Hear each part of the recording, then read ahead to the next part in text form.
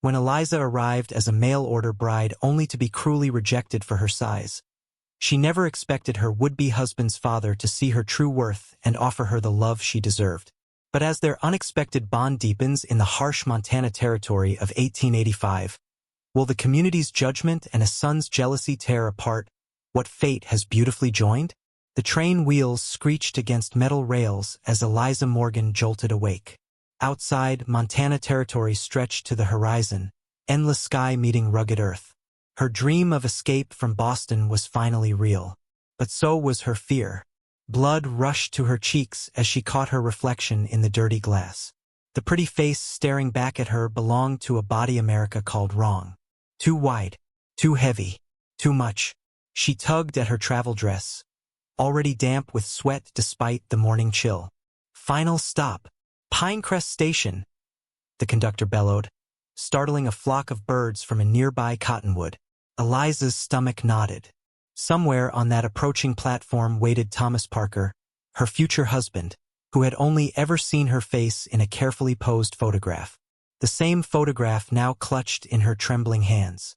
"Lord, give me strength," she whispered, touching the silver locket at her throat.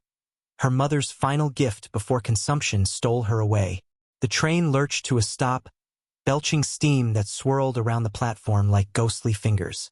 Through the haze stood a tall figure in a black hat. Thomas. He looked exactly like his photograph. Handsome, stern, expectant. Eliza's heart hammered against her ribs.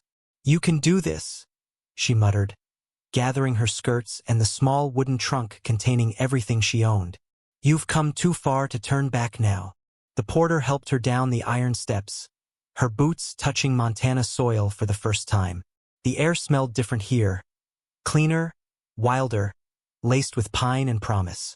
For one brief, shining moment, hope fluttered in her chest. Maybe this would work. Maybe Thomas would see beyond her size to the capable woman beneath. "Miss Morgan." His voice was deeper than she'd imagined from his letters, which now sat bound with twine at the bottom of her trunk. 6 months of correspondence that had convinced her to leave behind everything familiar. "Mr. Parker." She attempted a smile, fighting the urge to cross her arms over her middle. "How wonderful to finally meet you in person." Something flickered across his face. Surprise, quickly masking disappointment.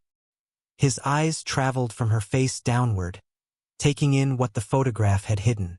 Eliza felt each inch of assessment like a physical touch. "You've had a long journey." Not the warm greeting she'd rehearsed in her mind during 3 days of train travel. "The station master will watch your things while we talk." The walk across the small station took only moments but stretched between them like miles. Inside the station master's office, dust motes danced in sunbeams cutting through grimy windows. The room smelled of tobacco and old paper. "Coffee?" the station master offered, a grizzled man with kind eyes that seemed to understand too much. "No, thank you," Thomas answered for them both. "We just need a moment." The door closed with a soft click, leaving them alone with the ticking of a wall clock and the weight of unmet expectations. Thomas removed his hat, revealing hair the color of wheat. "Your letters were very articulate. You write beautifully." "Thank you," Eliza replied, hope flickering. "As do you. And your face?"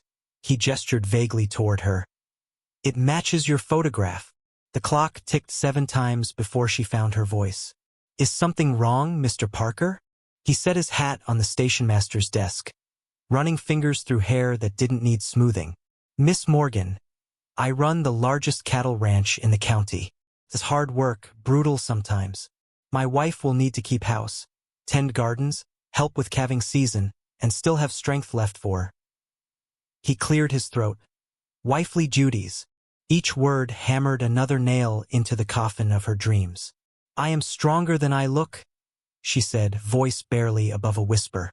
The room suddenly felt airless, her corset squeezing like a vice. Thomas paced to the window, staring out at the dusty street. "I expected someone different." "You mean smaller," Eliza said, surprising herself with her boldness. 25 years of being judged had taught her to recognize shame disguised as concern. More suited to ranch life, he corrected, though his eyes betrayed his true meaning. Outside, a wagon approached, driven by an older man whose resemblance to Thomas was unmistakable.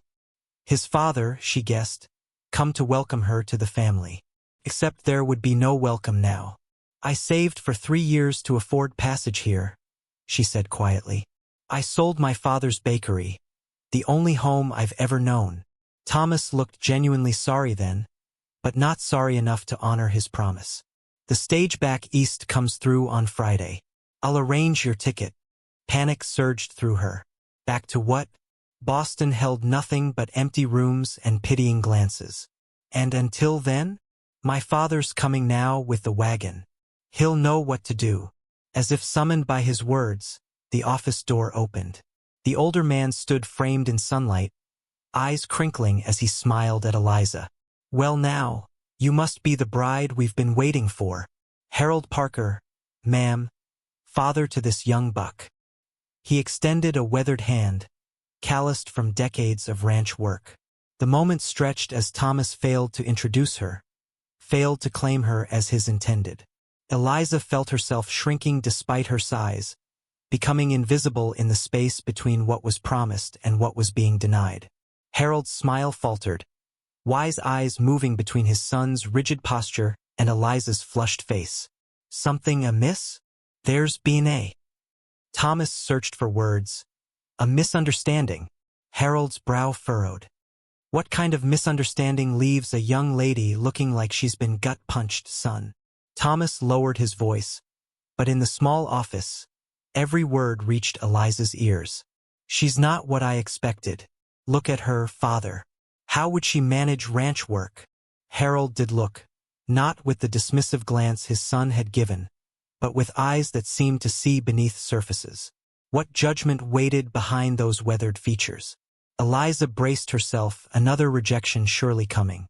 Instead, something like anger flashed across the older man's face.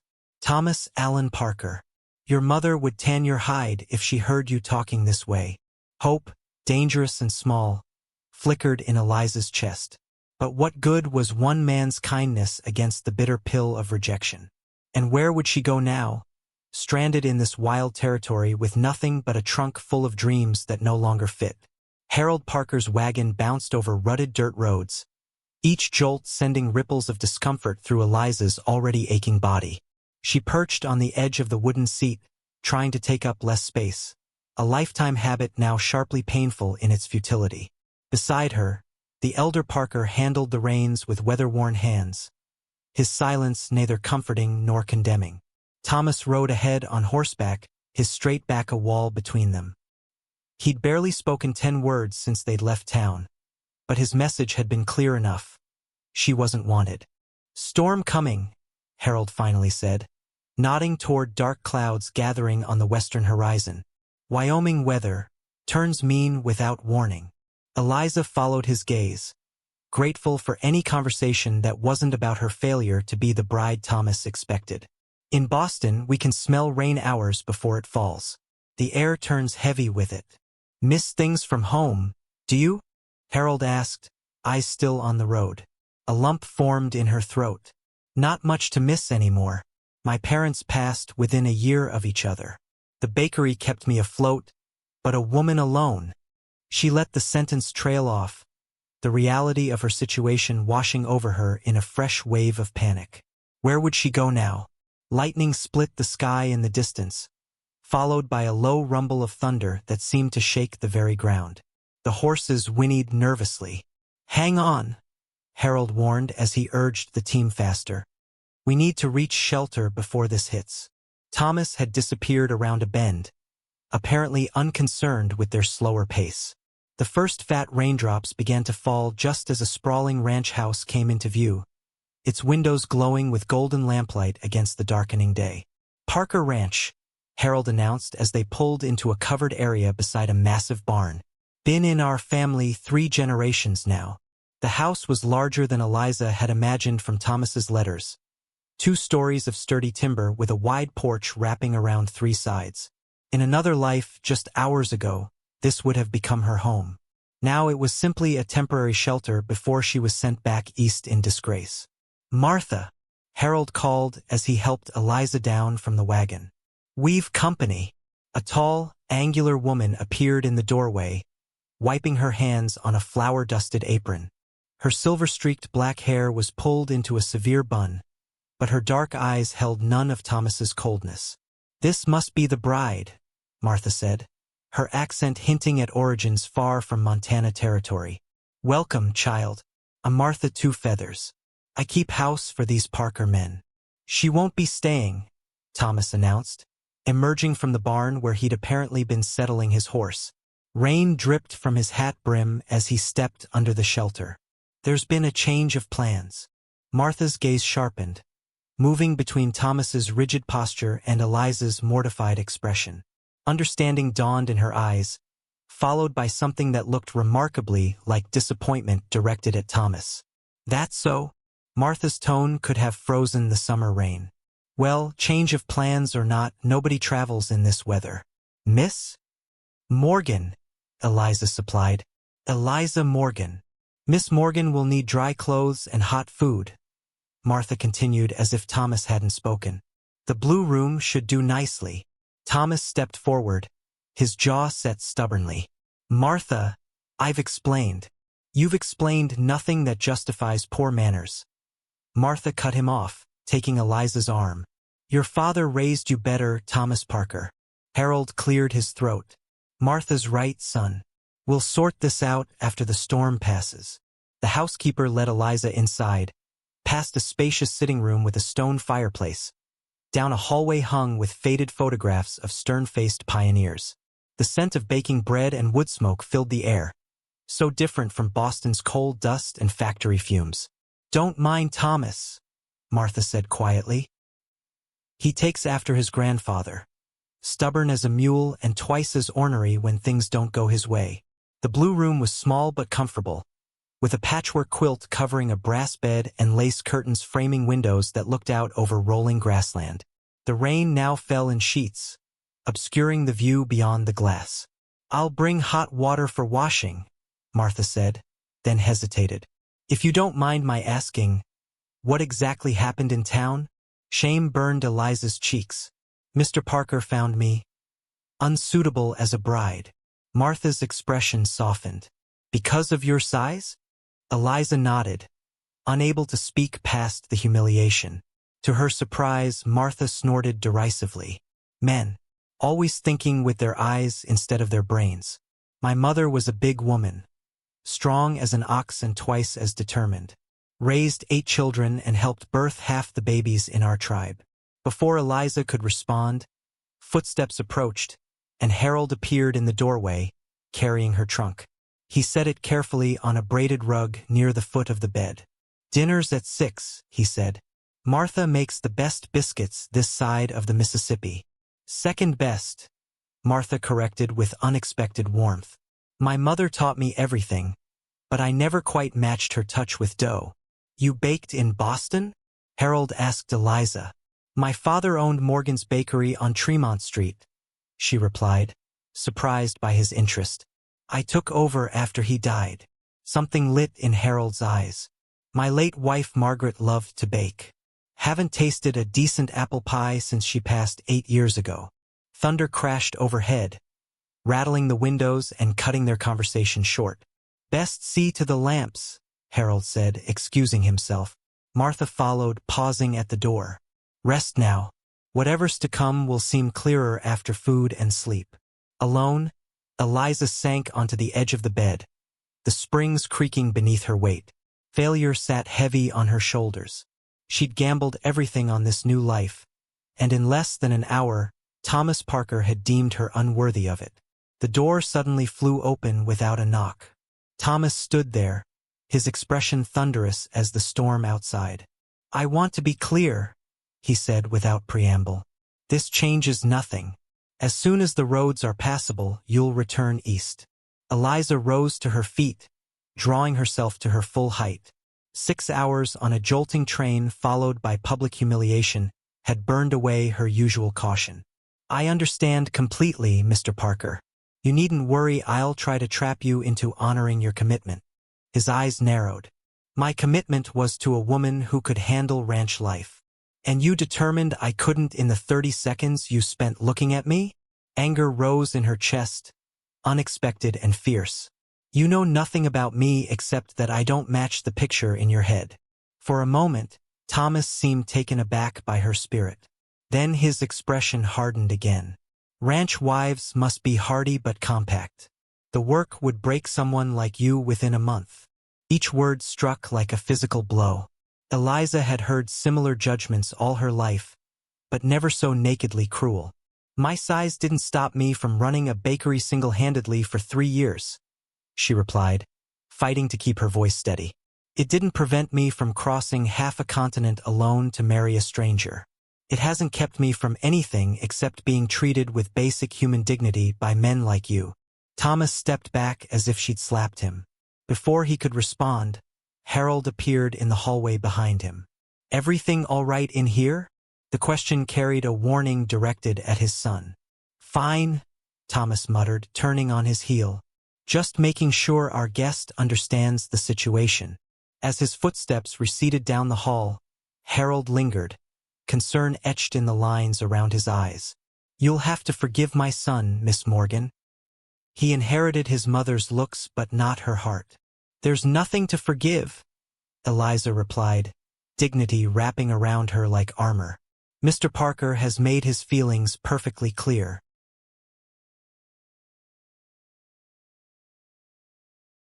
Harold studied her for a long moment. You know, my Margaret was a woman built much like yourself. The first winter we spent on this ranch, we got snowed in for 6 weeks. If not for her strength, both body and spirit, neither of us would have survived. Before Eliza could process this unexpected revelation, a tremendous crash shook the house, followed by Martha's alarmed shout from the kitchen. That sounded like the old oak, Harold said, worry crossing his weathered features. Excuse me, Miss Morgan. Left alone again, Eliza moved to the window. Through the rain-blurred glass, she could just make out figures rushing toward a massive tree that had toppled dangerously close to the barn. Even Thomas was out there now, struggling against wind and rain to secure frightened livestock. For the first time since arriving in Montana territory, Eliza felt something besides shame or fear. These people, Harold and Martha at least, had shown her more kindness in an hour than she'd received in years of Boston society. And Thomas, well, Thomas Parker wasn't the first man to find her wanting. But something told her he might be the last one whose opinion would matter to her. Morning light spilled through lace curtains, painting golden patterns across Eliza's face. She blinked awake, momentarily confused by the unfamiliar ceiling above her. Then yesterday's events crashed over her. The rejection, the storm, the fallen oak tree. She sat up, pushing heavy quilts aside. Someone had left a simple dress draped over the chair by the window. Not her own, but clean and modest, if a bit faded. A note pinned to the collar read, "Belonged to Margaret. Martha says it should fit." Harold's handwriting, she guessed. Voices drifted up from below. Men shouting orders, the clatter of tools, horses whinnying. Curious, Eliza moved to the window. The storm had left its mark on Parker Ranch. Branches scattered the yard, and near the barn, the massive oak lay on its side, roots reaching skyward like desperate fingers. At least a dozen men worked to clear the mess, Thomas and Harold among them. A soft knock interrupted her thoughts. "Miss Morgan," Martha called through the door. "Breakfast's ready when you are." In the kitchen, sunlight streamed through spotless windows. The smell of coffee and frying bacon filled the air. Martha stood at the stove, her movements quick and sure as she flipped hotcakes on a sizzling griddle. "Sleep well?" she asked without turning. "Better than I expected," Eliza admitted, fingering the soft fabric of Margaret's dress. "Thank you for this." Martha glanced over her shoulder, eyes approving. "Fits you proper. Margaret was built for this country. Strong like you." Eliza almost laughed. No one had ever described her as strong before. In Boston, words like substantial and unfortunate shadowed her steps. The men will be hungry when they finish with that tree, Martha continued, sliding a plate toward Eliza. Eat up. Then you can help me feed the rest. It wasn't a request but a simple statement of fact. Martha expected her help, as if Eliza belonged here. The thought warmed her more than the steaming coffee. By mid-morning, Eliza's arms ached from carrying trays of food and drink to the workers. Nobody stared at her size. They were too grateful for the cold water and hot food she brought. One old ranch hand even tipped his hat, calling her ma'am with genuine respect. You've got a good eye for who needs what, Harold commented as she handed him a bandana soaked in cool water. The sun beat down mercilessly now, turning the yard into a dusty oven. Baker's instinct, she replied. You learn to read people's faces when they look in your shop window. Who's hungry, who's just looking, who needs something special to brighten their day. Harold wiped his brow with the damp cloth. Sounds like a useful skill on a ranch too. Across the yard, Thomas watched their exchange, his expression unreadable. When Eliza approached with water, he accepted without meeting her eyes, then quickly returned to directing the younger hands as they hitched chains to the fallen tree trunk. By late afternoon, Eliza's feet throbbed, but a new feeling had taken root alongside her exhaustion: usefulness. Martha hadn't treated her like a guest or a burden, but as another pair of hands in a place where work never ended. As the crew finally dragged the tree away, cheers erupted. The men began drifting toward the bunkhouse, their day's labor complete. Thomas approached his father, gesturing toward the repaired barn wall. They spoke briefly before Thomas glanced Eliza's way, his jaw tightening. He still wants me gone, doesn't he? She asked Martha as they collected empty trays. The older woman sighed. Thomas has his mind set certain ways. Been that way since he was knee-high, stubborn as winter frost. The stage comes tomorrow, Eliza said quietly. Martha paused, dark eyes shrewd. And is that what you want? To head back east? The question caught Eliza off guard. What did she want? Boston held nothing but memories and whispers. Yet staying meant facing Thomas's cold rejection daily. Before she could answer, Harold appeared at the kitchen door. Miss Morgan? Might I have a word? Martha shooed her out. Go on. These dishes won't sprout legs while you're gone. Harold led Eliza to the front porch, where rocking chairs faced the setting sun. The air smelled of crushed grass and sawdust from the day's clearing work. I owe you an apology, he began, settling his tall frame into a chair that creaked under his weight. Whatever for? Eliza asked, genuinely puzzled.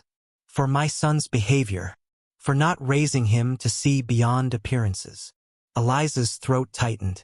You've been nothing but kind, Mr. Parker. Harold, he corrected gently. And kindness costs nothing. It's respect that matters. He studied her face. You carried water and food for 20 men today without complaint. That says more about your character than any photograph could. The words eased something tight in Eliza's chest. Someone had seen her, really seen her, perhaps for the first time. The stage comes tomorrow, she repeated, echoing her earlier words to Martha. Harold nodded slowly. It does. But I have a proposition for you if you'll hear it. Eliza waited, heart suddenly pounding. Winter's coming. Martha's getting older, won't admit it, but her joints pain her fierce when snow flies. We need another pair of hands around here. Someone who can cook, keep accounts maybe. He cleared his throat. I'm offering you a job, Miss Morgan. Paid fair with room and board. A job. The word felt strange on her tongue. Women in Boston didn't have jobs. They had positions or marriages or charity work. 6 months, Harold continued. See you through winter. Come spring, if you still want to head east, I'll pay your fare myself. A way to stay. A chance to prove herself. Hope bloomed dangerous and bright in Eliza's chest. What about Thomas? She asked, glancing toward the bunkhouse where light now glowed in the windows. Harold's expression hardened slightly. This is still my ranch. Thomas may be my son, but he doesn't make all the decisions here. From inside came the sounds of Martha preparing dinner. Pots clanking, the oven door closing. Normal sounds. Homely sounds. I accept, Eliza said, the words escaping before doubt could take hold. But I want to earn my keep completely. No charity. Harold's weathered face broke into a smile that transformed him, erasing years from his features. Margaret would have liked you, he said softly, almost to himself. Yes, she would have liked you very much. As pink gold light bathed the porch, Eliza allowed herself a small smile in return. The stage would come tomorrow, but she wouldn't be on it. Instead, she'd be right here, proving Thomas Parker wrong with every loaf of bread she baked, every account she balanced, every day she thrived where he thought she would fail. For the first time since stepping off that train, Eliza Morgan felt the stirrings of something unexpected, belonging. You did what? Thomas's shout rattled the windows of Harold's study. 3 weeks had passed since Eliza had accepted the job at Parker Ranch, and until now, father and son had maintained an uneasy truce. Eliza froze in the hallway, fresh linens clutched to her chest. She hadn't meant to eavesdrop, but Thomas's voice carried through the heavy oak door. Hired Miss Morgan for the winter, Harold replied, his tone maddeningly calm. We need the help, and she needs employment. We have Martha. Martha's 67 years old with rheumatism that gets worse every winter. A thump. Thomas's fist on the desk, Eliza guessed. There are a dozen women in town who could help. Proper women. Suitable women. None with Miss Morgan's skills, Harold countered. Have you tasted her bread? Checked the ledgers she's organized? The girl has a head for figures that puts the bank manager to shame. Silence followed, and Eliza held her breath. She should walk away, continue her chores, pretend she hadn't heard. But her feet remained rooted to the spot. This isn't about bread or books, Thomas finally said, his voice dangerously quiet. People are talking, father, saying you've taken a fancy to my leftover bride. Heat rushed to Eliza's face. Leftover bride? Is that what he called her? Mind your tongue, Harold snapped. Miss Morgan deserves your respect, if not your affection. She deserves the truth, Thomas countered. That she doesn't belong here. Heavy footsteps approached the door. Eliza scrambled backward, nearly dropping her armload of linens as Thomas burst into the hallway. He stopped short at the sight of her, eyes narrowing as he registered her flushed cheeks. She'd heard every word, and they both knew it. Mr. Parker, she managed, lifting her chin slightly. Thomas said nothing, just brushed past her toward the front door. It slammed behind him with enough force to rattle the photographs on the wall. Harold appeared in the study doorway, his expression weary. I apologize for my son, Miss Morgan. No need, she replied, somehow keeping her voice steady. Thin walls, that's all. A commotion outside drew their attention. Horses' hooves, men's voices raised in greeting. Harold moved to the window. Cattle buyers from Cheyenne, he explained. Earlier than expected. Eliza seized the chance to escape the awkwardness between them. I'll tell Martha to prepare extra for dinner. Good, yes. Harold seemed distracted, adjusting his collar as he prepared to greet the important visitors. We'll be 6 total, he called after her. And these men appreciate good food. In the kitchen, Martha was already in a flurry of activity, somehow having sensed the arrival of guests before anyone told her. Wealthy men, by the look of those horses, she commented, peering out the window. Better add the good tablecloth. Together they prepared the dining room, Eliza setting places with the Parker family's best china. Through the window, she could see Harold introducing the visitors to Thomas, who had apparently set aside his anger to play the role of ranch heir. For men in expensive coats nodded and smiled, examining the Parker cattle in the nearby corral. That's Wesley Hamilton in the gray hat, Martha informed her. Owns half of Cheyenne, they say. The short one is Judge Keller. Don't know the others. Eliza arranged crystal water glasses at each place setting. Will they stay the night? Depends how the negotiations go, Martha replied. These deals can take hours or minutes, depending on who's more desperate to sell or buy. By 6 o'clock, the dining room glowed with lamplight. The scent of roast beef and fresh bread filled the air as Eliza helped Martha serve the men. Harold had insisted she join them for dinner rather than eat in the kitchen. "You helped prepare it, you should share in it," he'd said, brooking no argument. So here she sat, uncomfortably aware of curious glances from the visitors. Thomas, seated across from her, steadfastly avoided looking her way. "Parker, you didn't mention you had a daughter," Wesley Hamilton said, nodding toward Eliza. Before Harold could correct him, Thomas interrupted. "Miss Morgan is our temporary housekeeper. Father hired her for the winter." Something in his tone made Eliza's cheeks burn. Wesley Hamilton raised an eyebrow but said nothing, turning instead to discuss cattle prices. Judge Keller, however, studied Eliza with unexpected kindness. "This bread is exceptional," he commented. "Your work, Miss Morgan?" "Yes, sir," she replied, surprised by his interest. "My father was a baker in Boston." "Boston!" the judge exclaimed. "My wife's from Cambridge. She complains endlessly about Wyoming's lack of proper bakeries." Conversation flowed more easily then, with the judge asking detailed questions about Eliza's baking experience. Even the other buyers joined in, sharing stories of exceptional meals in cities back east. "You know," Judge Keller said thoughtfully, "my wife's been talking about opening a proper tea room in Cheyenne. Says the ladies need somewhere civilized to gather while their husbands conduct business." He glanced at Eliza appraisingly. "Someone with your skills might find good opportunities in a growing city." "An interesting thought," Harold interjected, his voice unusually tight.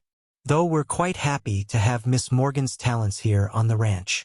Thomas's fork clattered against his plate. All eyes turned to him, but he merely muttered an apology and returned to his meal. The rest of dinner passed in a blur of business talk. Eliza helped Martha clear the plates and serve apple pie, her grandmother's recipe, which earned more appreciative comments from the guests. As coffee was poured, Harold rose to lead the men to his study for further negotiations. At the doorway, Judge Keller paused beside Eliza. "I meant what I said about Cheyenne, Miss Morgan. My wife would be delighted to discuss possibilities with you."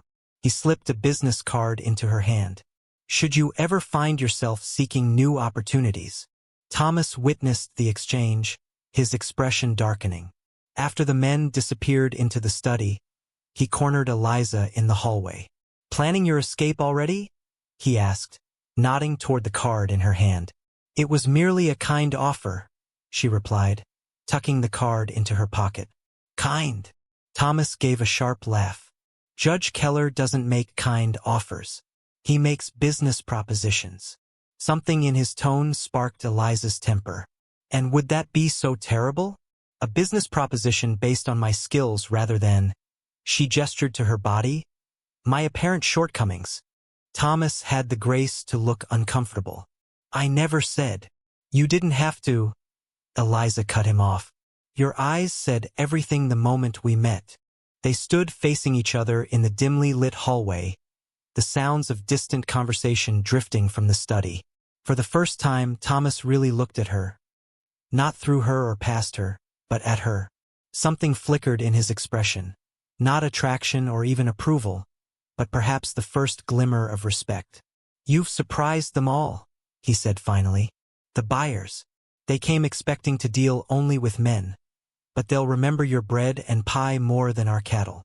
It wasn't an apology or even a compliment. Exactly. But coming from Thomas Parker, it felt significant.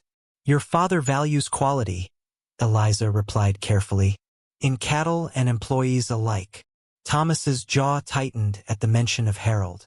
"Yes, he always sees potential where others don't."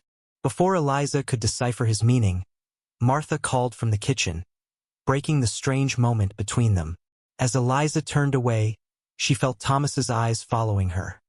Not with desire or disgust, but with something far more unsettling, curiosity.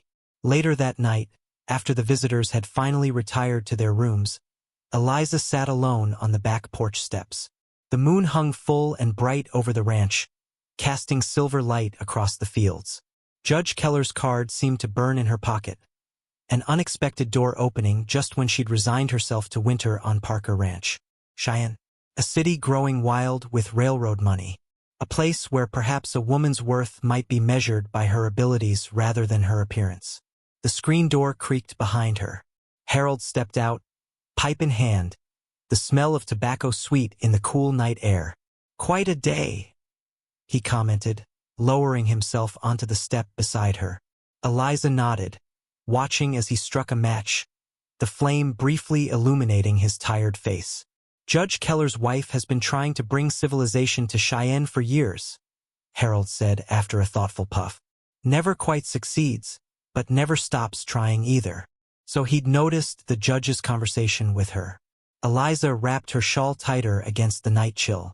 "It was just talk," she said. Harold studied the glowing end of his pipe.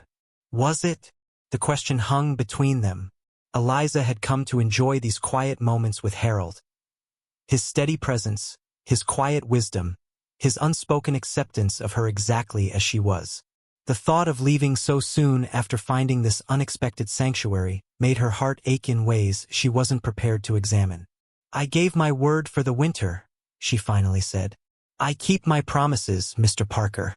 "Harold," he reminded her gently. "After all this time, surely we can dispense with formalities." A smile tugged at her lips. "Harold," she amended. They sat in comfortable silence, the only sounds the distant lowing of cattle and the chirp of night insects. Eventually, Harold tapped his pipe against the step, emptying the ashes. "My son is a proud man," he said unexpectedly. "Too proud sometimes to admit when he's wrong." Eliza thought of her earlier encounter with Thomas, his almost acknowledgement of her skills. "People can surprise you," she offered. Harold chuckled softly. "That they can, Miss Morgan. That they can." As he rose to return inside, his hand briefly touched her shoulder. A gentle, fatherly gesture that warmed her more than any shawl could. In that small touch was understanding, respect, and something else Eliza barely dared name. Affection. The card in her pocket suddenly felt less important. Judge Keller's offer might promise independence, but here on Parker Ranch, something rarer was taking root: belonging. Not just as an employee or a guest, but as someone valued. Behind her, the house stood solid and welcoming, windows glowing with lamplight against the vast darkness of Wyoming territory.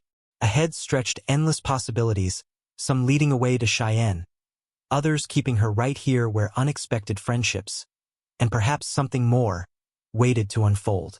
For now, Eliza decided, watching the moon climb higher in the star-filled sky, this porch step was exactly where she belonged. Snow fell in thick, silent curtains, turning Parker Ranch into a world of white. 2 months had passed since Eliza's arrival, and winter had claimed the Wyoming territory in its icy grip. Inside the warm kitchen, Eliza stood elbow-deep in bread dough, her hair escaping its pins as she worked. The familiar rhythm of kneading soothed her mind, even as worries pressed in like the cold beyond the frosty windows. "That'll be your 3rd batch today," Martha observed, entering with an armload of kindling for the stove. "You expecting an army?" Eliza smiled, blowing a stray curl from her face. "Harold mentioned the Wilkins family lost their roof in yesterday's storm. Thought we might send food along with the men helping repair it." Martha's weathered face softened. "You've got a good heart, girl. This place feels different with you in it." Before Eliza could respond, the back door flew open. Thomas stumbled in, hat and shoulders white with snow, his face tight with urgency. "Where's Father?" he demanded, not bothering with greetings. "Checking the north pasture fence," Martha replied. "What's happened?" "Matheson's men are driving cattle through our east boundary." Thomas yanked off his gloves. "Claiming the creek line isn't where we say it is," Martha hissed through her teeth. "That snake's been trying to steal Parker land for 15 years. Eliza wiped flour from her hands. "What can I do?" Thomas glanced at her, surprise briefly replacing his worry. He wasn't used to her offering help directly to him. Their interactions over the past weeks had remained stiffly polite, thawing only slightly since the night of the cattle buyer's visit. Ready food and coffee for about 10 men, he said after a moment's hesitation. And warm blankets. If this turns into a standoff, we'll be out there through the night. As Thomas strode out to gather ranch hands, Eliza turned to Martha. Who is Matheson? Edgar Matheson owns the next ranch east. Been feuding with the Parkers since before Thomas was born. Martha began pulling containers from shelves. Man's greedy as sin itself. Creeks frozen now, making boundary lines harder to see. He's using the storm as cover to grab more grazing land. For the next hour, they packed food and supplies. Through the kitchen window, Eliza watched men rushing to prepare horses despite the blinding snow. Harold had returned, his tall figure recognizable even at a distance as he spoke with Thomas near the barn. When Harold entered the kitchen, his face was grim beneath his snow-crusted beard. Matheson's pushed 20 miles into our property. Claims an old survey gives him rights to the East Creek. That's nonsense, Martha said, handing him a steaming cup of coffee. It's theft, plain and simple. Harold's voice was tight with controlled anger. And in this weather, we're at a disadvantage. Most of our hands are helping with storm damage in town. Eliza tied a stack of food parcels with twine. How many men does Matheson have? At least 15, according to Jenkins, who spotted them. Harold drained his coffee. We're outnumbered nearly 2 to 1. A sudden thought struck Eliza. The cattle buyers who visited, specifically Judge Keller, didn't he mention boundary disputes during dinner? Harold turned to her, brows furrowed. Said something about being on a territorial commission for land claims, yes? Could he help with this situation? Eliza persisted. He gave me his card that night. Hope flickered in Harold's eyes. Keller's word would carry weight, but he's in Cheyenne, 40 miles south. In this storm, the telegraph office in town, Thomas interrupted from the doorway where he'd been listening. If it still got lines up, we could wire him. Harold nodded slowly. It's worth trying, but someone needs to get to town through this blizzard. I'll go, Thomas said immediately. No, Harold countered. You're needed at the boundary. You know our property lines better than anyone. A heavy silence fell. The telegraph office was 5 miles away through dangerous conditions. Who could they spare? I'll go, Eliza said quietly. 3 pairs of eyes turned to her in disbelief. Absolutely not, Thomas said flatly. It makes sense, she insisted. The men are needed here to defend the property. Martha can't manage the journey in this weather. I'm the logical choice. It's too dangerous, Harold protested, but with less conviction than his son. I grew up in Boston winters, Eliza replied. I know cold, and I'm strong enough to handle the sleigh. She met Thomas's incredulous stare. You said it yourself once. I'm built sturdy. His face flushed at having his judgment turned back on him. She's right, Martha said unexpectedly, and we're running out of daylight while we argue. Harold studied Eliza's determined face. You're sure about this? She nodded. Judge Keller's card is in my room. I'll fetch it, then take the small sleigh. As she turned to go, Thomas caught her arm. I'll prepare the sleigh and fastest horse. His voice was gruff, but something like respect glimmered in his eyes. Wear father's extra buffalo coat. It's massive, but it'll keep you alive.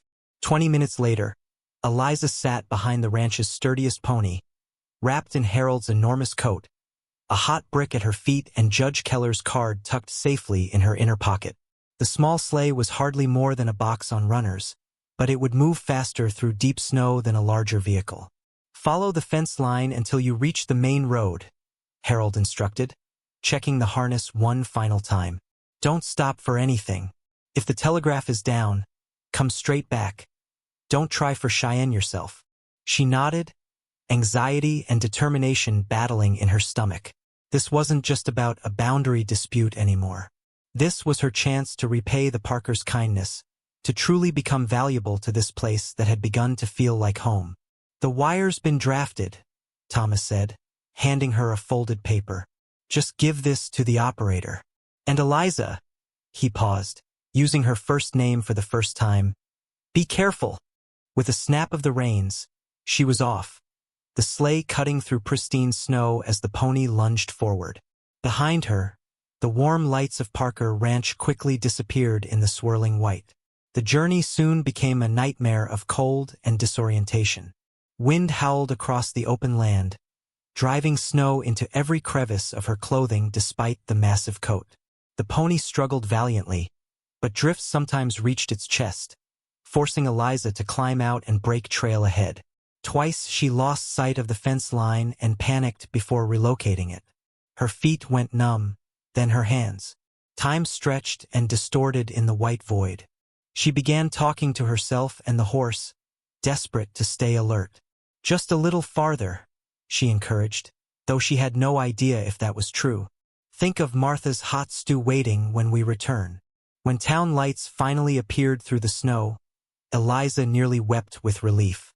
The main street was deserted, buildings dark except for the saloon. She guided the exhausted pony directly to the telegraph office, praying it would be open. A faint light glowed inside. Eliza tumbled from the sleigh, legs nearly buckling as she staggered to the door and pounded with a frozen fist. The operator's astonished face appeared. "Lady, are you mad? Nobody travels in this." "Emergency," she managed through chattering teeth. "Need to send a wire to Judge Keller in Cheyenne." Inside, the small office was mercifully warm.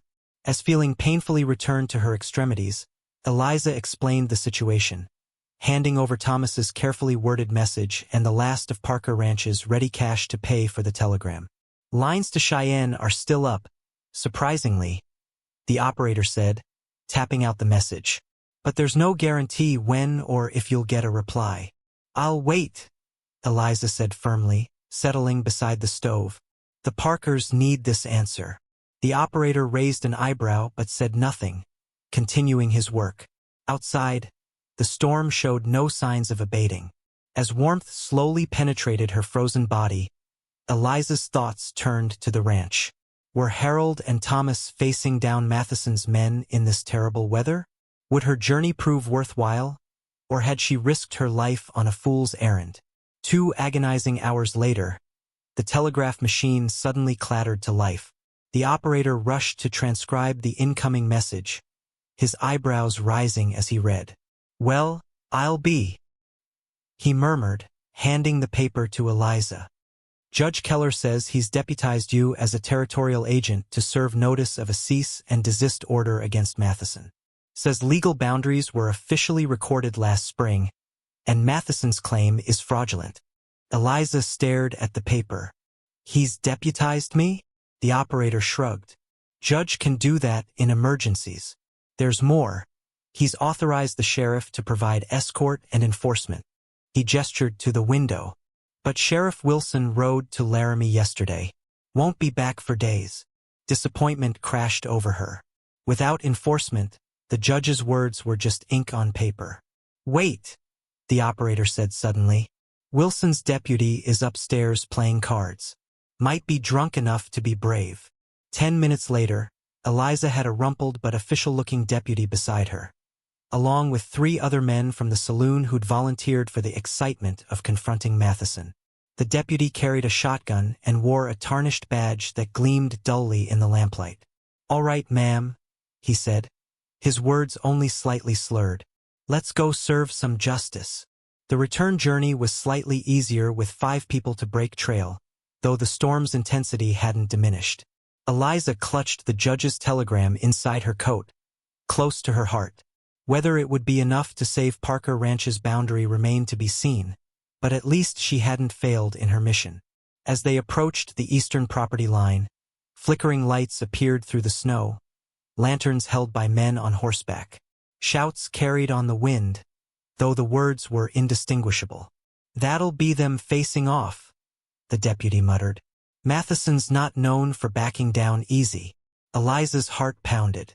Would they arrive in time to prevent violence?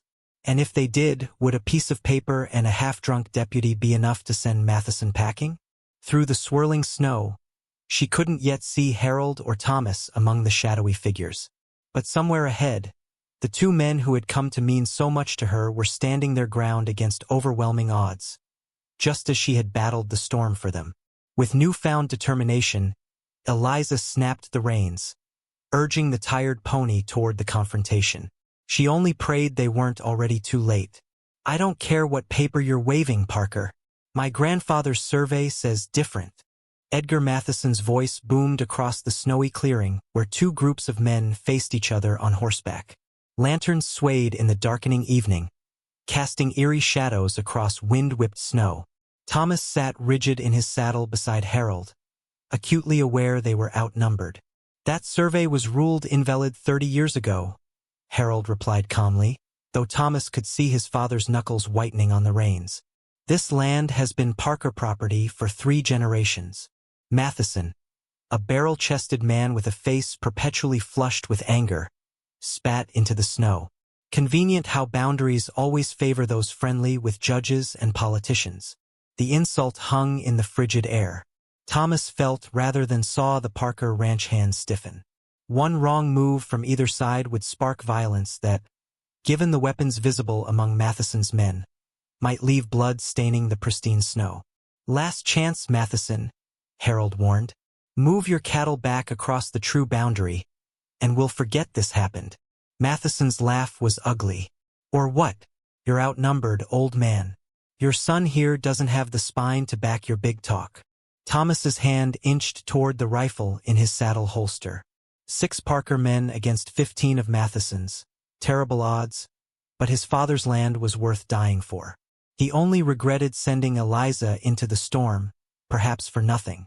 Had she even reached town safely? A sound caught his attention. Sleigh runners cutting through snow, approaching from the west. All heads turned as a small sleigh appeared through the blizzard, followed by 4 riders. Thomas's breath caught.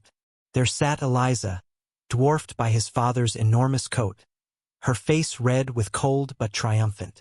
Beside the sleigh rode a man with a deputy's badge, along with 3 others Thomas vaguely recognized from town. "What's this now?" Matheson demanded as they approached. Eliza guided her sleigh directly into the no-man's land between the opposing forces.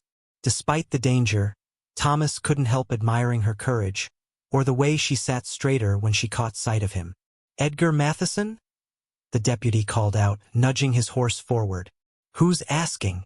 Matheson growled. The deputy removed a folded paper from inside his coat. "By authority of Judge Keller of the Wyoming Territorial Court, you are hereby ordered to cease and desist your illegal encroachment on Parker property." His voice gained strength as he continued. "The Boundary Commission confirmed the East Creek line last spring. This document deputizes me to enforce the legal boundary, with authorization to arrest any parties in violation." Murmurs ran through Matheson's men. The judge's name carried weight, even 40 miles from Cheyenne. "Let me see that," Matheson demanded, spurring his horse forward. "And you can read this too," Eliza added, producing a second paper from her coat. "A personal note from Judge Keller, reminding you of your previous warning regarding fraudulent land claims." Thomas stared at her in amazement. When had timid Eliza Morgan become this formidable woman, facing down one of the territory's most notorious bullies without flinching? Matheson snatched both papers, reading by lantern light. His face darkened. "This doesn't end here, Parker," he finally snarled, crushing the papers in his fist. "Actually, it does," the deputy replied, surprisingly steady. "Unless you'd prefer jail in Cheyenne? Judge says he can make room special for you." For a tense moment, it seemed Matheson might challenge them all. Then, with a stream of curses, he wheeled his horse around. "Move the herd back," he ordered his men. "For now." As Matheson's riders began retreating, taking their cattle with them, Thomas exhaled a breath he hadn't realized he was holding. Harold nudged his horse alongside Eliza's sleigh. "That was either the bravest or most foolish thing I've ever witnessed," he told her, voice gruff with emotion. "Thank you, Miss Morgan." Eliza's smile was tired but genuine. "I told you I'd earn my keep, Mr. Parker." The journey back to the ranch was slow, with exhausted men and horses battling continued snowfall. Thomas found himself riding beside Eliza's sleigh, watching her for signs of frostbite or collapse. Her journey must have been grueling, Yet she'd succeeded where most men would have failed. "You could have died out there," he said finally, unable to contain his thoughts any longer. Eliza glanced at him, snowflakes clinging to her eyelashes. "So could you, facing Matheson's guns." "That's different." "Why? Because you're a man and I'm just a woman? Too big and soft for real courage." There was no bitterness in her tone, only genuine curiosity. Thomas flushed, grateful for the darkness. "I was wrong about you," he admitted. "From the first moment at the train station. I was shallow." The admission cost him, but it was long overdue, especially after today, when this woman he'd once dismissed had potentially saved the ranch and their lives. Eliza was quiet for so long that Thomas wondered if she'd heard him. Finally, she spoke. "We all make judgments based on what we see. You saw someone who didn't match your picture of a proper rancher's wife. And yet you've proven more suited to ranch life than most women born to it," he replied. Something shifted between them in that moment, not forgiveness exactly, but understanding. The beginnings of respect. By the time they reached the ranch, the storm had finally begun to ease. Martha was waiting on the porch, surrounded by lanterns, her relief palpable as they filed into the yard. "Matheson's gone?" she demanded as Harold dismounted. "Thanks to our Eliza," he replied. The possessive are not lost on Thomas. And Judge Keller's timely intervention. As men dispersed to warm themselves and care for horses, Martha ushered Eliza inside toward the roaring fire. Thomas followed his father into the study, where Harold poured 2 generous glasses of whiskey. "Remarkable woman," Harold commented, handing Thomas 1 glass while sinking wearily into his chair. Thomas nodded, the whiskey burning pleasantly down his throat. "I've been unfair to her." Harold studied his son over the rim of his glass. "Yes, you have. When I saw her at the station," Thomas hesitated. "I was thinking of myself, what people would say, how she'd look beside me at church or in town." "All the wrong reasons to choose a wife," Harold agreed mildly. Thomas shot his father a sharp look. "And what reasons would be right?" Harold swirled his whiskey, considering. "Finding someone who makes you want to be better than you are. Someone whose courage matches yours, whose judgment you trust." He smiled slightly. "Someone who'd ride through a blizzard to save what you love." The implication hung in the air between them. Thomas drained his glass, mind working furiously. "You're suggesting." "I'm not suggesting anything," Harold replied. "Just naming qualities worth considering." Before Thomas could respond, Martha appeared at the study door. "Eliza's got fever," she announced without preamble. "Bad one. Started shaking by the fire. Now she's burning up." Both men rose immediately. In the sitting room, Eliza lay on the sofa, her face alarmingly flushed despite the blankets Martha had piled around her. Her eyes were glassy, unfocused. "How long was she in that storm?" Harold asked, placing a gentle hand on her forehead. "Hours," Thomas replied, stomach clenching with sudden fear. The telegraph operator said she waited 2 hours for Judge Keller's reply before heading back. "Pneumonia, maybe," Martha murmured worriedly. "Seen it take strong men in days." "We need the doctor," Harold decided. "Thomas, can you make it to town?" Thomas looked at Eliza's feverish face, remembering how she'd risked everything to help them. "I'll bring him if I have to carry him through the snow myself." For the second time that day, a Parker sleigh set out into the winter night. Thomas drove the horses hard, the journey to town passing in a blur of determination and worry. Thoughts he'd never allowed himself before surfaced as he fought through diminishing snowfall. Why had Eliza's rejection at the station bothered him so deeply? Why had he resented her presence these past months?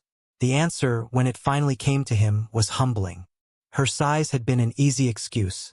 The real problem was that Eliza Morgan, with her quiet dignity and obvious intelligence, intimidated him. She wasn't a woman he could impress with boasts or bend to his will. From the beginning, she challenged him to be better than he was. And today, she might have saved his inheritance at the cost of her own life. The doctor was fortunately at the saloon rather than out on a call. Though reluctant to venture out again, he couldn't refuse when Thomas explained the situation and offered double his usual fee. They arrived back at the ranch just before dawn. Thomas led the grumbling physician inside to find the household in controlled chaos. Martha had moved Eliza to her bedroom, where Harold sat beside the bed, his face lined with worry.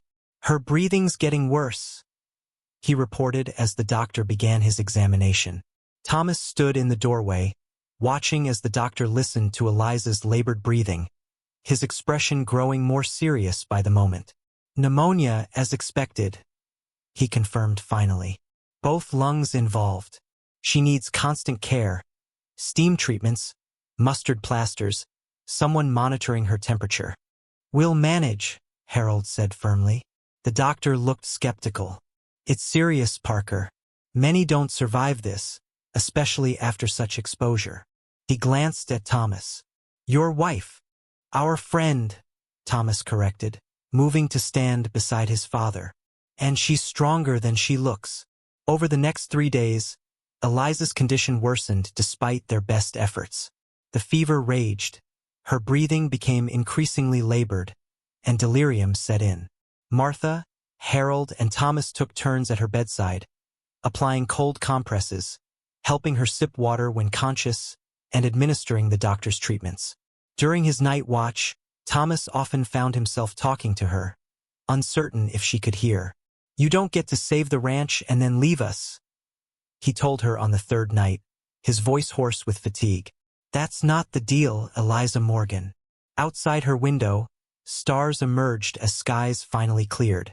The worst of the storm had passed, leaving brilliant cold in its wake. Thomas stared at Eliza's pale face, remembering her flushed with indignation that first day at the station when he'd rejected her, and later with triumph when she'd produced Judge Keller's letter.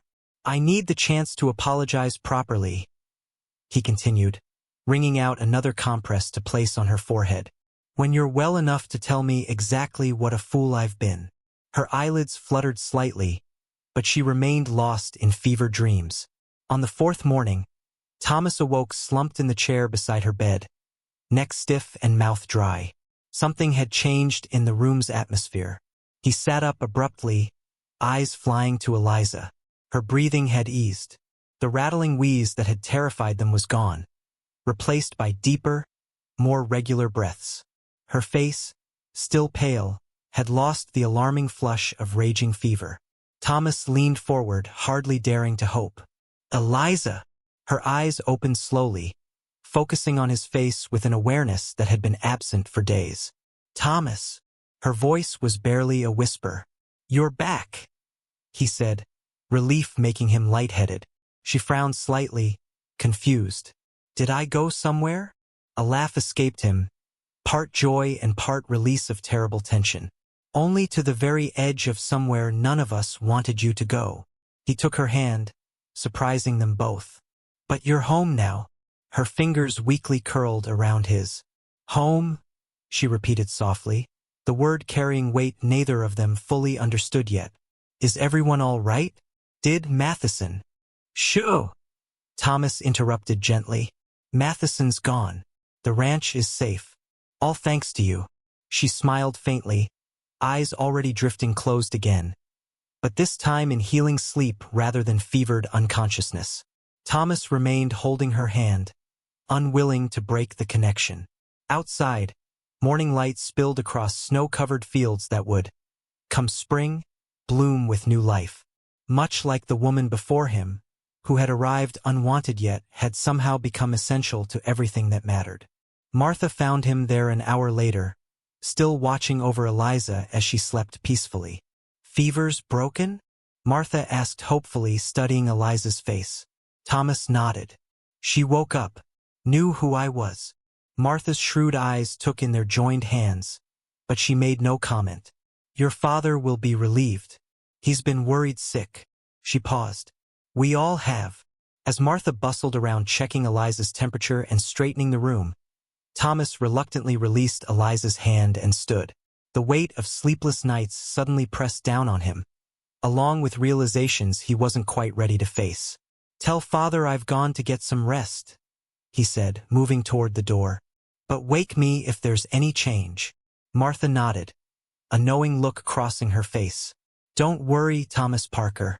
That girl's not going anywhere. She's tougher than both you Parker men combined."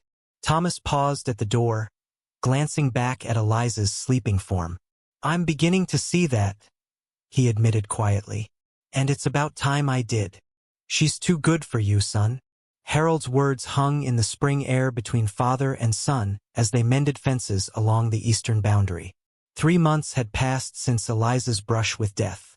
Winter had reluctantly released its grip on the land, leaving behind mud, renewed grass, and complicated feelings. Thomas straightened. Hammer paused mid-swing. "What's that supposed to mean?" Harold drove another nail into the post before answering. "Exactly what it sounds like. Eliza Morgan deserves a man who sees her true worth. And I don't." Thomas bristled, though guilt pinched at his conscience. "You're learning," his father conceded, "but mighty slow for a smart man." Since Eliza's recovery, Thomas had found himself drawn to her company in ways that confused him.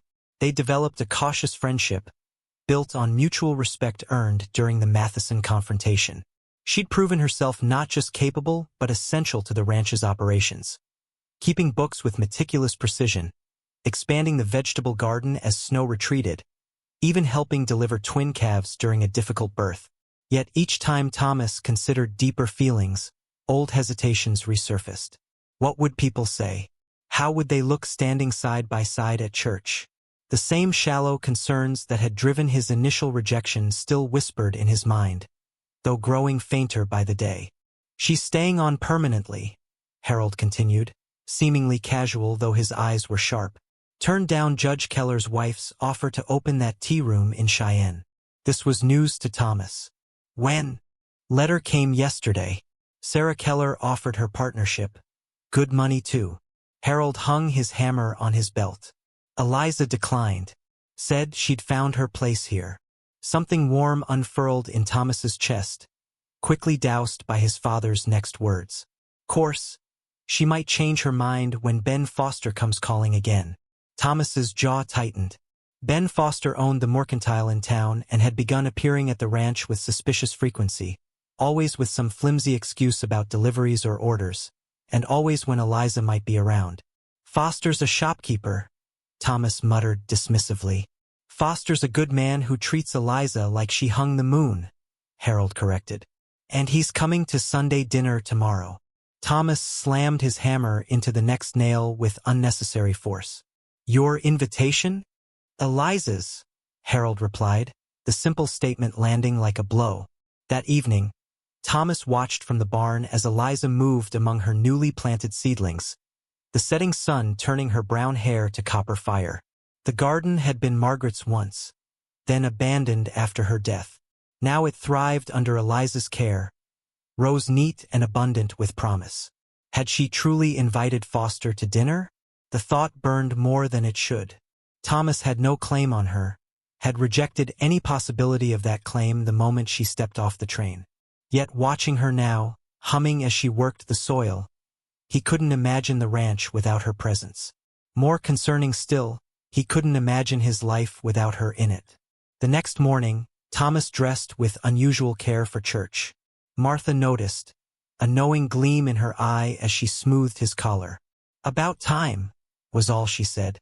The small church in town buzzed with spring energy. Women in brighter dresses, men in clean shirts, children squirming after winter's confinement. Thomas sat stiffly in the Parker pew beside his father, acutely aware of Eliza's presence on Harold's other side. She wore a new dress, cornflower blue that brightened her eyes and showed a figure more slender than when she'd arrived, though still generously curved. Months of ranch work had strengthened and shaped her, adding confidence to her movements and a healthy glow to her complexion. Halfway through Reverend Miller's sermon about new beginnings, the church door opened.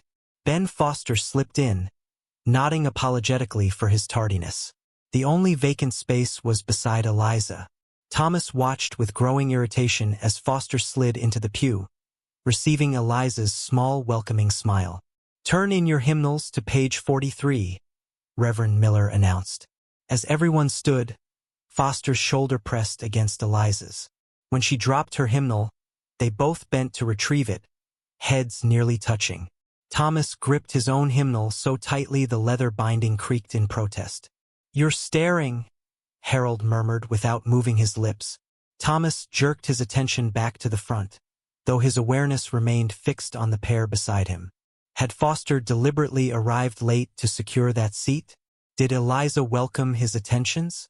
The dinner that followed at Parker Ranch was an exercise in restraint.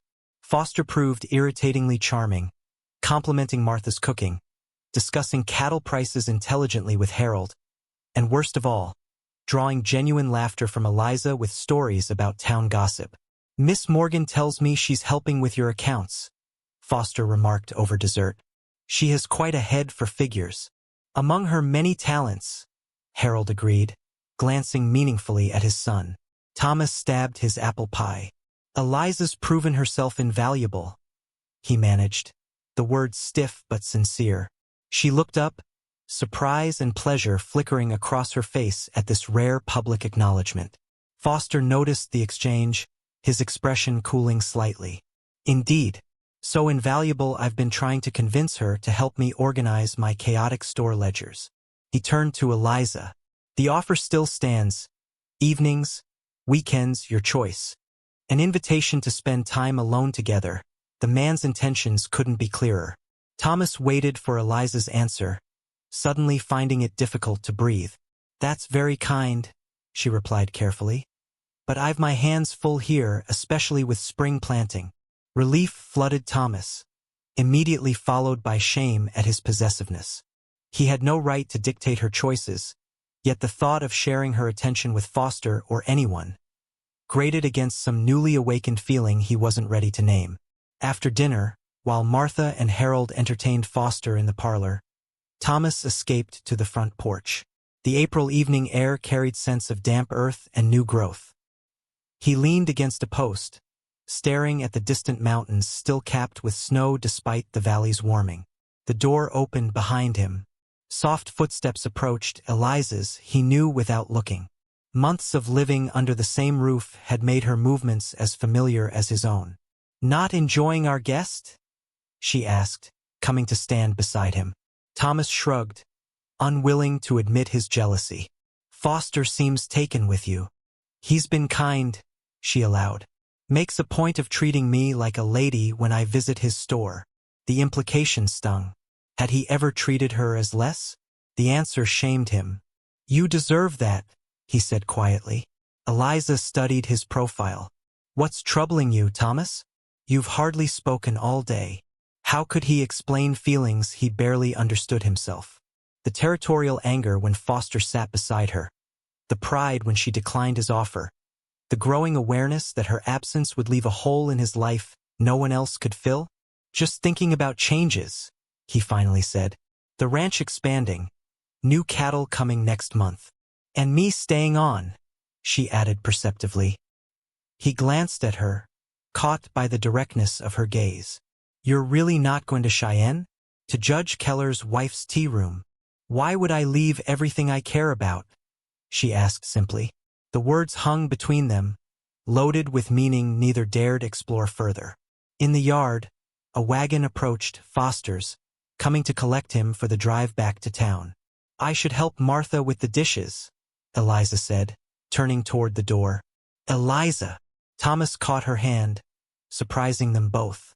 "I'm glad you're staying." Her fingers tightened briefly around his before she pulled away. "So am I." That night, Thomas lay awake long after the household quieted. Harold's words echoed in his mind. "She's too good for you." Was his father right? Had he missed his chance by failing to recognize Eliza's worth from the beginning? Outside his window, spring peepers sang their piercing chorus from the creek. Like the season itself, something new was awakening in him. Recognition too long delayed, feelings too profound to ignore. But was it too late? Had his initial rejection created a wound too deep to heal? As dawn lightened the eastern sky, Thomas made a decision. He would prove himself worthy of Eliza Morgan, not through grand gestures, but through daily respect and honesty. starting with the truth he'd avoided too long. He was falling in love with the woman he'd once rejected. The next morning brought unexpected news. Martha burst into the breakfast room, letter in hand. "It's from my sister in Dakota Territory," she announced. "Her husband's passed, and she's asked me to come help settle affairs." Harold looked up from his coffee. "For how long?" 3 weeks, maybe a month." Martha frowned at the letter. "She's alone with 5 children and a farm to manage until she can sell up." "Of course you must go," Eliza said immediately. "I can manage things here." Thomas watched realization dawn on his father's face. With Martha gone, Eliza would be unchaperoned in a house with 2 bachelors. In 1885 Wyoming, such arrangements invited scandal. "Perhaps Mrs. Wilson from town could stay with us," Harold suggested, ever practical. "Absolutely not," Martha sniffed. "That woman can't cook worth beans and spreads gossip faster than butter." She fixed Harold with a determined stare. "Besides, everyone knows Eliza's here as your employee, not Thomas's intended." The word intended hung awkwardly in the air. Thomas studied his plate, feeling Eliza's discomfort across the table. "Still," Harold persisted, "appearances matter." "Then fix the appearances," Martha said bluntly. 3 days later, Martha departed on the eastbound train, leaving behind a spotless house, a week's worth of prepared meals, and an atmosphere thick with unspoken tension. That evening, Harold called both Thomas and Eliza into his study. "People talk," he began without preamble. 3 unmarried people under one roof raises eyebrows, however innocent the arrangement. Eliza's cheeks colored. "I could stay in town while Martha's away." "Nonsense," Harold dismissed. "You belong here. But Martha's right, we need to address appearances." He cleared his throat uncomfortably. "Which is why I've decided to visit my brother in Laramie." Thomas stared at his father. "You're leaving?" "For 2 weeks," Harold confirmed. "Just until Martha returns." The implications struck Thomas like a physical blow. His father was removing himself to protect Eliza's reputation, leaving her alone with the son who'd once rejected her. Either Harold trusted Thomas completely, or he was forcing a confrontation between them that couldn't be avoided. "That's not necessary," Eliza protested. "I can sleep in the bunkhouse." "Absolutely not," both Parker men said simultaneously. Harold rose, decision clearly made. "I leave tomorrow. Thomas knows the spring work that needs doing. You 2 are adults. I expect you'll behave accordingly." After he left the room, awkward silence stretched between them. "Your father's a good man," Eliza finally said. "With interesting ideas about solving problems," Thomas replied ruefully. They shared a brief smile, the tension easing slightly. But as they parted for the night, Thomas couldn't help wondering if his father's absence was opportunity or obstacle. A chance to prove his changing feelings, or a test he was doomed to fail. Either way, the next 2 weeks promised to reveal truths both had carefully avoided until now. "Miss Morgan, would you do me the honor of becoming my wife?" Ben Foster's voice rang clear across the mercantile's empty floor. He stood before Eliza, hat in hand, earnest hopefulness etched on his pleasant face. The unexpected proposal froze her in place, order list clutched forgotten in her fingers. 1 week had passed since Harold's departure for Laramie. 1 week of sharing meals alone with Thomas, of careful politeness that felt more constraining than the strictest corset. Though they worked side by side during daylight hours, mending fences, tending animals, preparing fields for planting, evenings brought strained silence broken only by necessary conversation. Now, standing amid bolts of calico and barrels of flour, Eliza faced a choice she hadn't anticipated. "Mr. Foster, I'm flattered," she managed finally. "Ben, please." He stepped closer, eyes sincere. "I know it seems sudden, but I've admired you since you first came to town. You're not like other women, Eliza. You're strong, capable, kind." The compliments warmed her, especially coming from a man who'd never once mentioned her size as a detriment. Foster was handsome enough, successful, respected in town. A sensible woman with few prospects would accept without hesitation. So why did Eliza feel only friendly affection rather than love? "I need time to consider," she said gently. "This is unexpected." Disappointment flickered across Foster's face, quickly replaced by determination. "Of course. Take all the time you need." He reached for her hand. "But know this, I would cherish you, Eliza. Give you a comfortable home, children if you want them. We could build something good together. A future painted in practical colors. Security, respectability, kindness. More than she dared hope for when stepping off that train last fall. Yet something held her back, some unnamed yearning for a different life with someone else. "I'll have your answer by week's end," she promised, withdrawing her hand. Foster brightened. "I'll call Sunday after church to hear it." The ride back to Parker Ranch passed in a blur of confusion. Spring had transformed the landscape. Wildflowers dotted green meadows, calves frolicked on strengthening legs, and overhead, geese returned from southern journeys.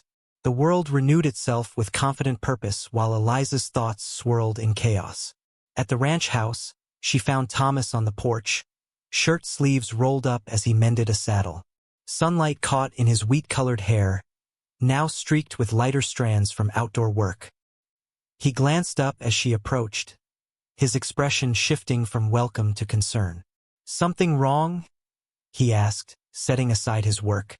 How easily he read her now, after months of living under the same roof. Eliza sank onto the porch step, suddenly needing to confide in someone. "Mr. Foster proposed marriage," she said without preamble. Thomas went utterly still. "I see." Two small words tightly controlled. "And your answer?" "I asked for time." She traced a pattern in the dust with her boot tip. "He's coming Sunday for my decision." Silence stretched between them, filled with unspoken thoughts. Finally, Thomas resumed his work, movements jerky with suppressed emotion. "Foster's a good man," he said, voice carefully neutral. "Owns his business outright. New house on Cedar Street." "Yes," she agreed, strangely disappointed by his practical assessment. "You could do worse." The leather strap he was stitching snapped under sudden pressure. Thomas cursed softly, reaching for a new piece. "Is that all you have to say?" Eliza asked, irritation rising at his detachment. Thomas looked up, something flashing in his eyes before disappearing behind careful control. "What would you have me say, Eliza? That you should refuse a respectable offer from a man who clearly values you? Who never rejected you on sight?"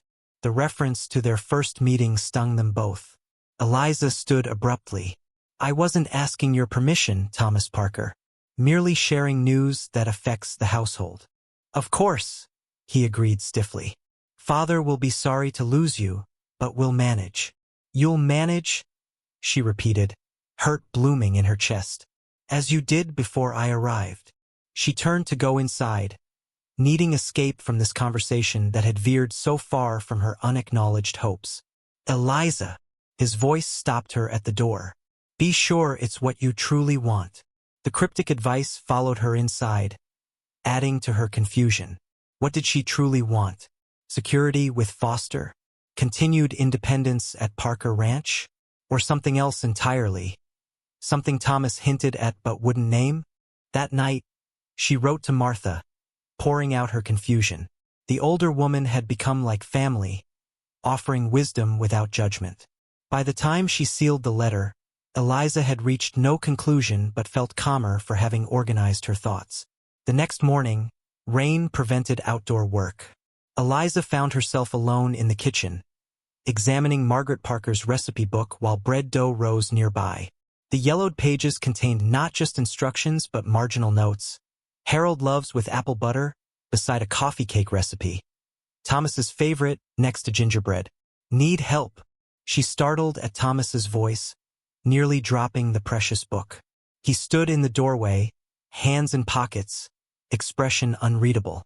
"Just exploring your mother's recipes," she explained, carefully closing the book. She was very organized. She was. Thomas moved into the kitchen, an unusual hesitancy in his step. Father says I take after her that way, needing everything just so. Understanding dawned. Is that why you rejected me at the station? I didn't fit your organized picture of a proper wife. The blunt question surprised them both. 6 months ago, she couldn't have asked it. The wound would have been too raw. Now, with Foster's proposal highlighting roads not taken, she needed truth. Thomas leaned against the counter, eyes fixed on some middle distance. Partly, he admitted. I had a clear image of who I thought I wanted. Someone delicate, conventional, unchallenging. His gaze shifted to her face. Someone nothing like you. The honesty hurt even now. And now? She asked, voice barely above a whisper. Now I know that image was a boy's fantasy, he said simply. A man wants a partner who matches him in strength and spirit. Someone who rides through blizzards to save his inheritance. Who faces down Matheson without flinching. Who sees this ranch's value because she values herself. Eliza's heart hammered against her ribs. Thomas! The back door banged open, interrupting whatever might have followed. Young Ethan Jenkins, one of their ranch hands, stumbled in, drenched from rain and panting. Fire at the Wilkins place, he gasped. Lightning struck their barn. Every hand needed.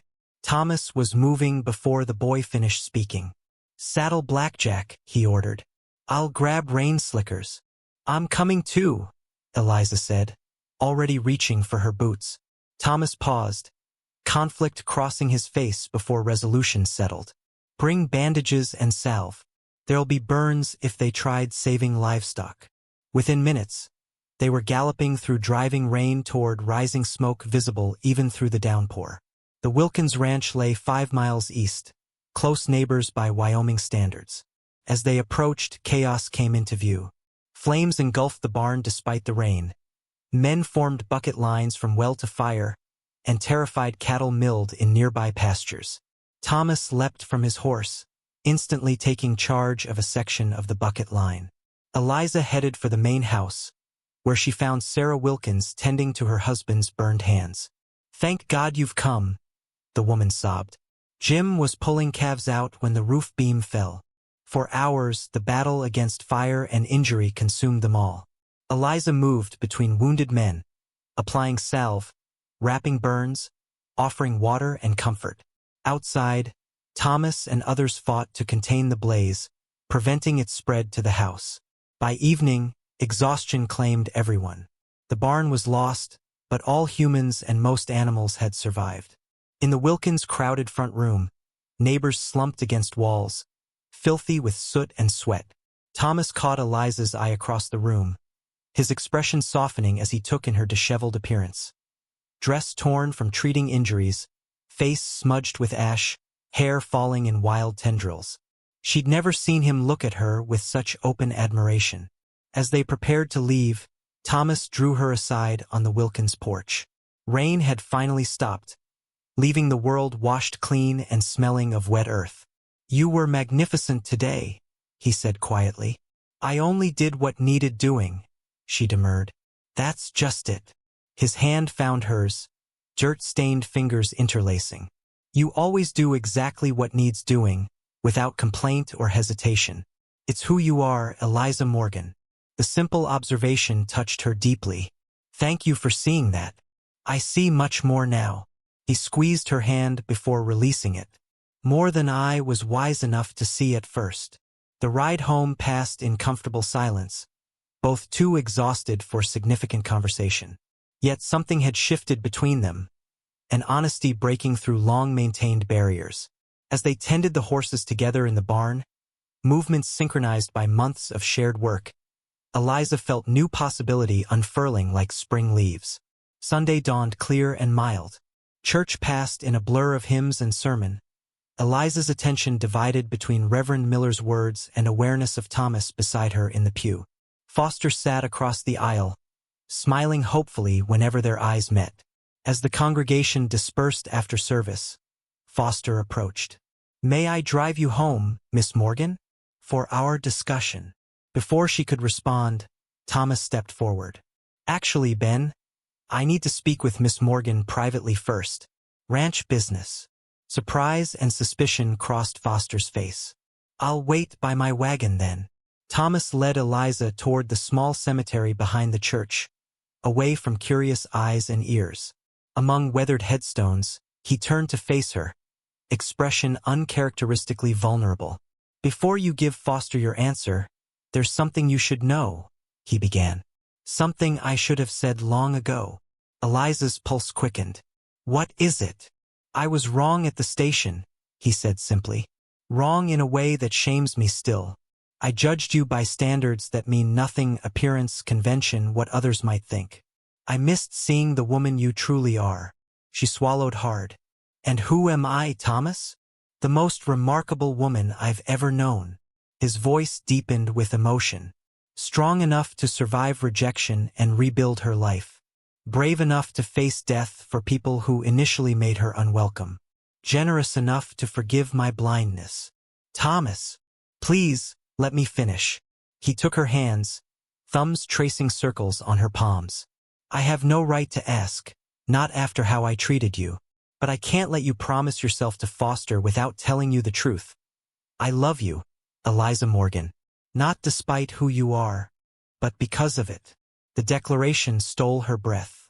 This wasn't gratitude or obligation, but something deeper, recognition of worth that went beyond physical form to the essence of who she was. "If you love him, I'll step aside," Thomas continued. "Want only your happiness. But if there's any chance your heart might turn toward me instead." He trailed off, vulnerability naked in his eyes. Eliza's vision blurred with tears. How strange life's twists, to find love with the very man who had once deemed her unworthy. Yet hadn't they both changed? Thomas learning to see beyond appearances, she discovering her own strength and value. "You once rejected me for my size," she said softly. "How do I know you won't regret this change of heart?" "Because I now understand what truly matters," he replied.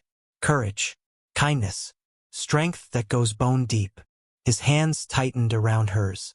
"The woman I rejected could have lived 100 years without my ever recognizing her value. The woman standing before me now, I'd be a fool to let her go." From across the churchyard, Foster called Eliza's name, impatience edging his voice. The moment of decision had arrived. "I need to give him an answer," she said. "I know." Thomas released her hands. "Whatever you decide, I'll respect it." As she walked toward Foster's waiting figure, Eliza's mind filled with contrasting images. A comfortable townhouse versus the sprawling ranch that had become home. A kind man who'd accepted her from the start versus one who'd learned to value her through hardship and growth. A sensible choice versus a leap of faith. "Mr. Foster," she began, seeing disappointment dawn in his eyes before she'd spoken another word. "I'm honored by your proposal, truly, but I must decline." He studied her face, resignation replacing hope. "It's Parker, isn't it? The younger one." She nodded, unable to deny the truth.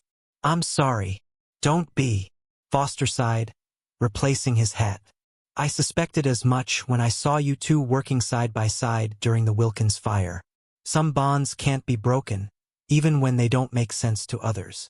His gracious understanding only confirmed she was making the right choice. They parted with genuine good wishes, Foster climbing into his wagon alone while Eliza turned back toward the cemetery. Thomas stood where she'd left him, tension visible in every line of his body. As she approached, hope and fear warred in his expression. "I gave him my answer," she said simply. "And?" Thomas's voice was husky with emotion. Instead of replying, Eliza took his hand, lacing their fingers together as naturally as if they'd been doing so for years. "Take me home, Thomas." His smile broke like sunrise after the longest night, brilliant with joy and promise. As they walked together toward their waiting horses, Eliza marveled at life's unexpected turns. How rejection had led to acceptance. How loss had created space for new beginnings. How a journey begun in humiliation now continued in love. They rode side by side toward Parker Ranch, toward a future neither could have imagined that first day at the station. Behind them, church bells rang out across the valley, heralding not just Sunday services, but the start of something precious and hard-won. a love based not on illusion or convention, but on seeing each other's true worth at last.